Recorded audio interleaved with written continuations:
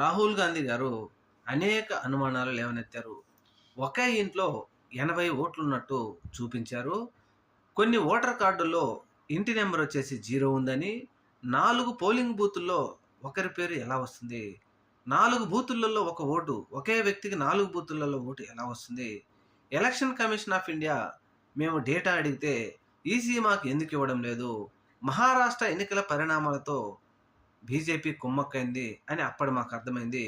కర్ణాటక లోక్సభ ఎన్నికల్లో 15-16 సీట్లు గెలుస్తామని మేము అంచనా వేసుకున్నాం.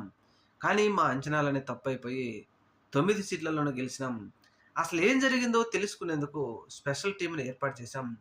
సింగిల్ బెడ్రూమ్ ఇంట్లో 48 ఓట్లు ఎలా వచ్చాయి? ఇంటి నెంబర్ 0తో 100 ఓట్లు ఎలా ఉన్నాయి? బెంగళూరు సెంట్రల్ సహా 7 స్థానాల్ని అనూహ్యంగా మేము ఓడిపోవడం జరిగింది అంటూ కొన్ని సంచలనమైన వ్యాఖ్యలు, సంచలనమైన అనుమానాలే చేశారు మరి రాహుల్ గాంధీ గారు. దీని మీద ఈసీ ఏమైనా స్పందిస్తుందేమో చూడాలి.